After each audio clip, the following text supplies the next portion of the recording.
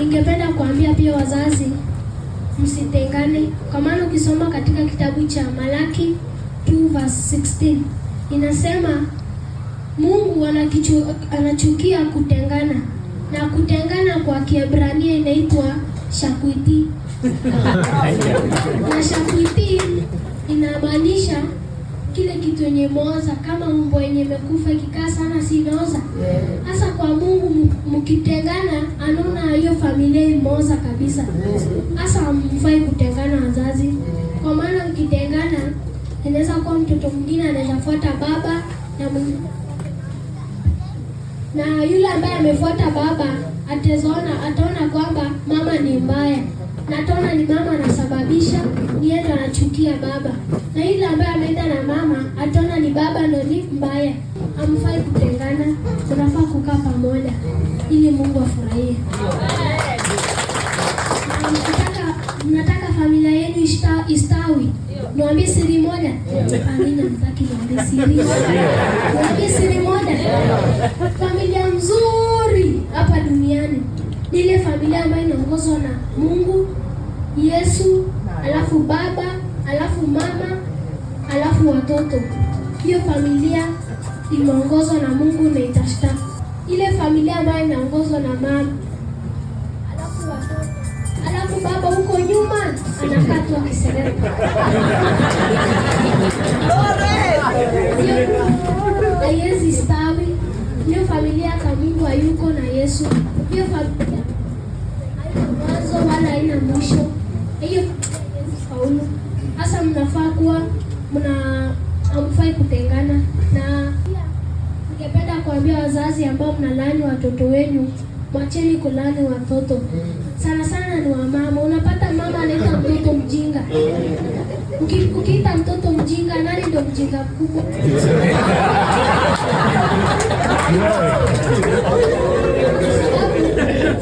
Kwa sababu kwa maana mjinga anaza mjinga na mwerevu anaza. Kama uko hapo unasikia mama anaita mtoto mjinga, inamaanisha ni baba nani?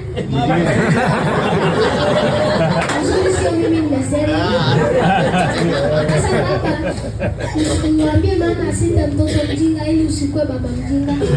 Sio utaki kukua baba mjinga, sasa usikwambie mama asinde mtoto mjinga, hata wewe usimlani mtoto.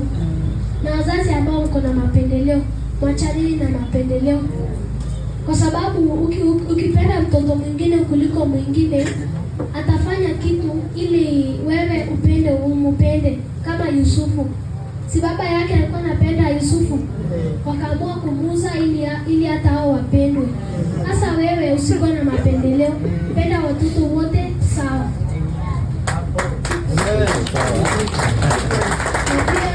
Ningependa kuambia wazazi ambao wanakunywa pombe, wachaneni na pombe kabisa. Kwa maana pombe inakuaibisha, inakumalizia pesa. Kwa sababu si baba ni kichwa, kwa sana sana hata ni wa baba tena, si ndio? Kwa sababu baba si ni kichwa familia.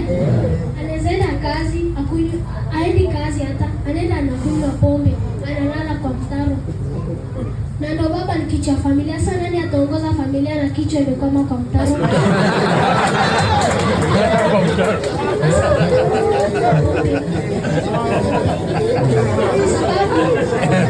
Hata ukilala mtano, rafiki wa mtoto wako akupate, akuja enda ambaye mtoto wako kwa shule, jana ni na babako kwa mtaro, amelewa. Sasa si lazima ni kujiaibisha kwa watoto wengine, na pia hata mtoto wako atafeel shy kwa sababu anakunywa pombe. Wachaneni na pombe kabisa. Nikimalizia, ningependa kuwape shauri moja. Ile ndoa ambayo imekomaa si ile ndoa ambayo imekaa kwa muda mrefu. Ni ile ndoa ambayo hairuhusu changamoto kuingilia ndani ya ndoa yao. Ile ndoa ambayo imekomaa, kabla changamoto haijaingia, wanatatua kabla haijaingilia ndani ya ndoa yao. Wawezi tengana, wanatatua hiyo changamoto na ndoa ambayo imekomaa. Nikimalizia, ningependa kuambia historia moja. Hiyo inahusu penda sana ushauri kuliko kitu kingine. Upende sana ushauri, kwa maana hiyo ushauri itakusaidia. Acha nianze historia moja. Kulikuwa na familia moja walioa, walipokaa mwezi moja, baba akaambia mkewe, ninataka niende nitafute kazi miaka 20 ili niende nitafute pesa tukuje tukanunulie mahitaji yetu. Huyo mzee mke wake, hasa ni mimi nafunga safari nenda kwa miaka 20. Alipoenda akafanya kazi mpaka miaka 20 ilipotimia, akaambia mdosi wake, mimi ninataka mshahara wangu. Hasa huyo tajiri akamwambia, niko na choice mbili, nienda nikupe ushauri ama nikupe mshahara wako. Hebu kaa ni wewe, umeambiwa nikupe ushauri na pesa, utachukua nini? Pesa, si ndio? Haya, na ndio umeenda ukatafuta pesa, alafu kuja uambiwa utatoa ushauri, utasikiaje? Huyo mzee alikuwa anaendea nini? Pesa. Hakuwa anaendea ushauri. Sasa huyu tajiri akamwambia, mimi niko na choice mbili, nikupe pesa ama nikupe ushauri. Akamwambia, enda ukilala usiku ukifikiria nikupe.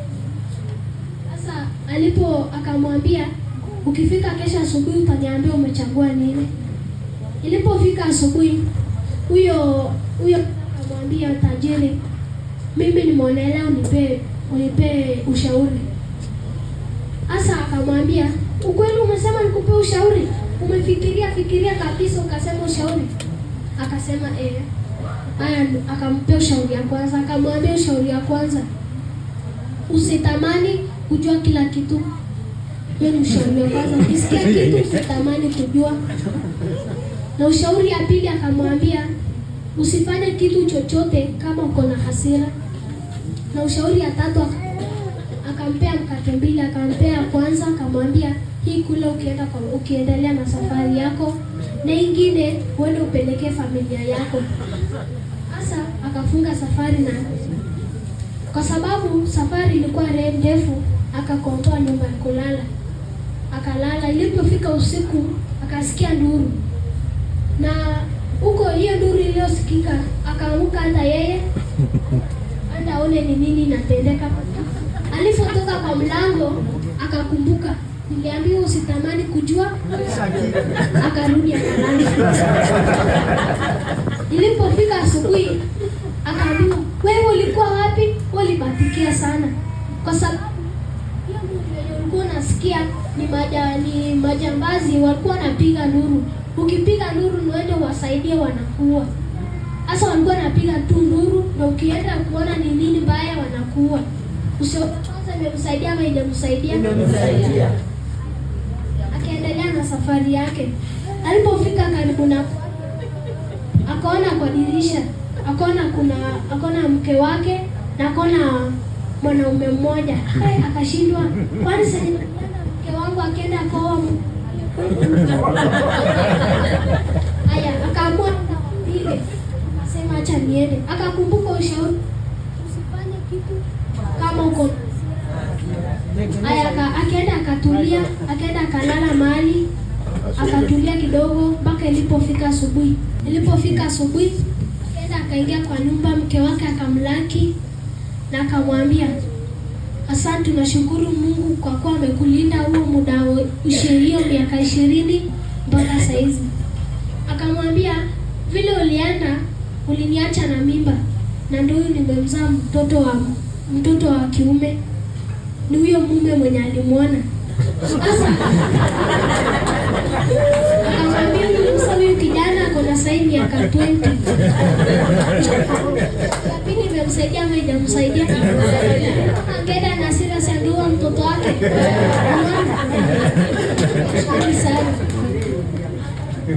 Akachukua ile mkate ambayo alipewa na tajiri wake, akatoa kupea familia yake.